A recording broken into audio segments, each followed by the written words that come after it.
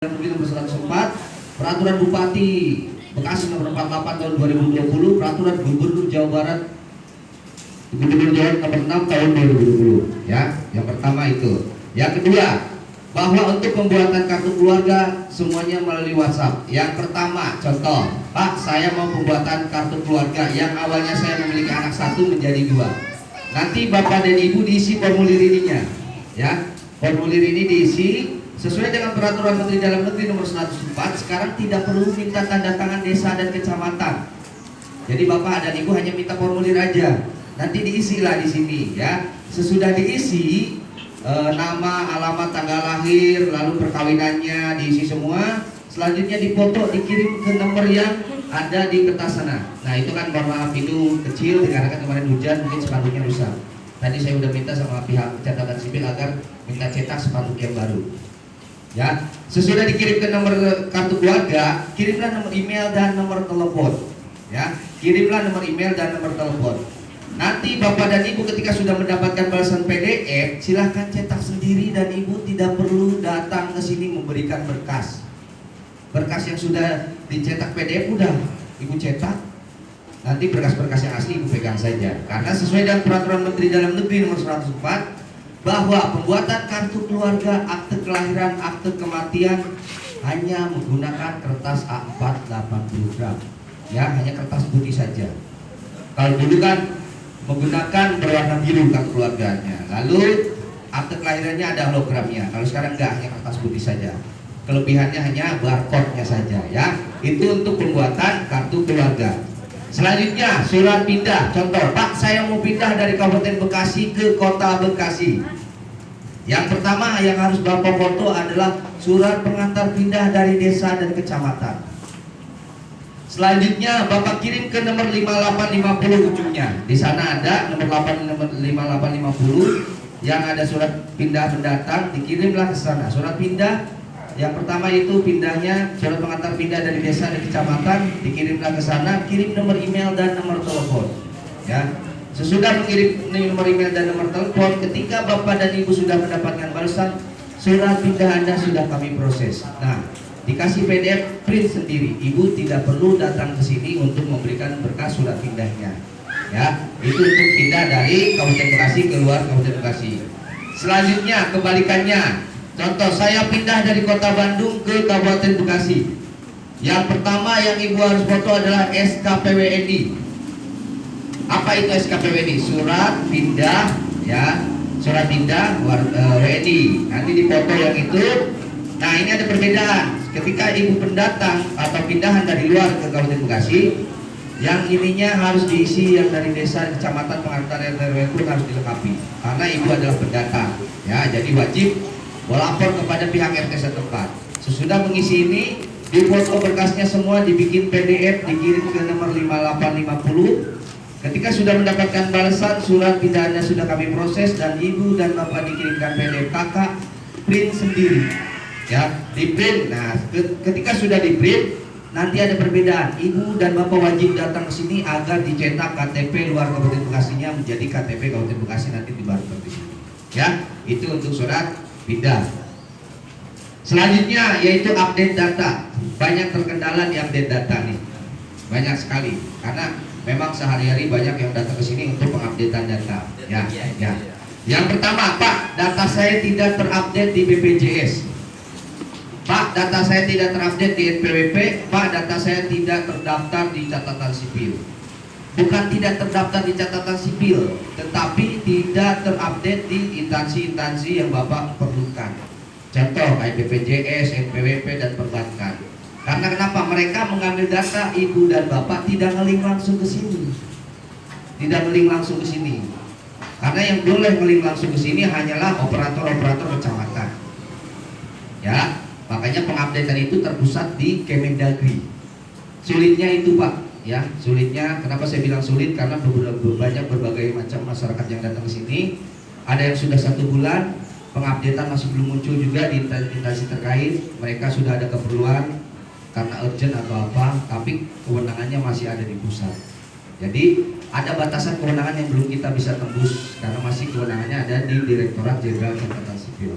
Catatan sipil daerah hanya menginput, contoh namanya Asep, Misbah, Iwan Kopeng, di list namanya, lalu diupdate lah. Nah, ketika sudah diupdate, nanti Bapak dan Ibu cek ke instansi-instansi terkait. Saya keperluan ke BPJS, nanti cek lagi ke BPJS, bukan ke sini. Nanti saya cek ke BTN, nanti cek lagi ke BTN. Ya, itu untuk pengupdatean. Terkecuali Bapak dan Ibu lagi urgent, keluarganya dari rumah sakit, silahkan minta biodata WNI. Biodata WNI nanti dilampirkan di sini.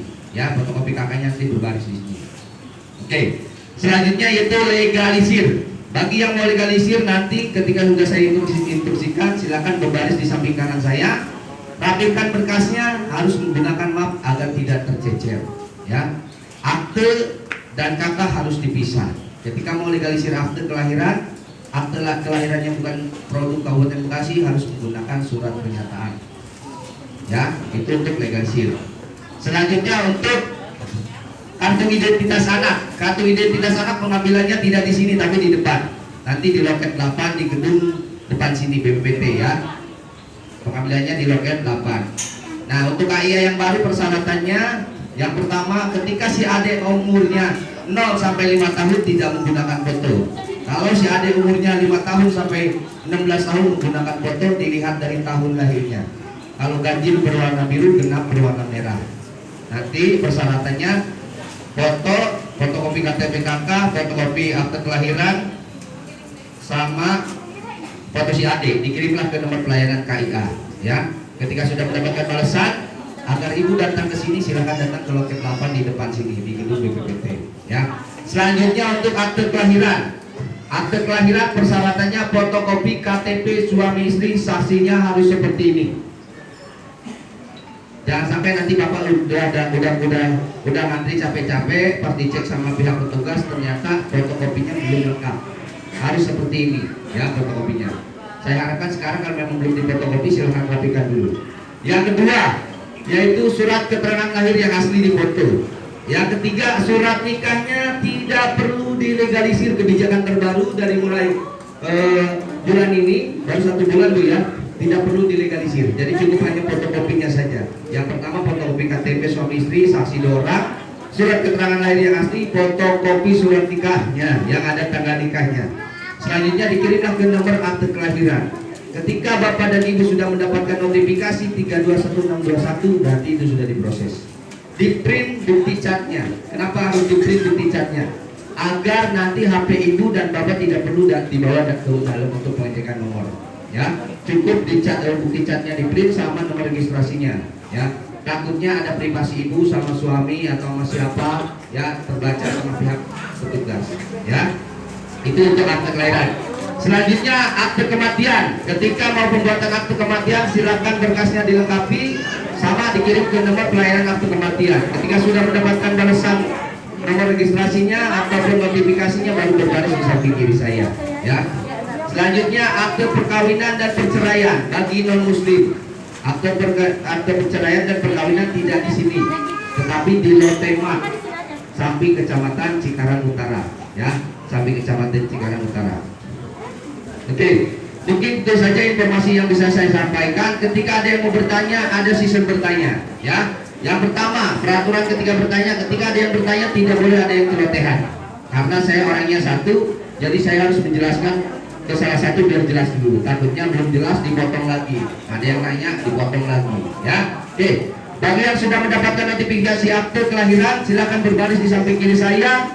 Bukti catnya di print, bukti catnya di print. Ikuti yang list kuning. Yang pertama harus jaga jarak, ikuti list kuning. 1 orang injek list kuning. Ya, 1 orang injek list kuning. Yang pertama, bukan masalah corona saja. Kalau di depannya bukan suami istri, takutnya tersenggol, lihat suaminya marah. Itu ya.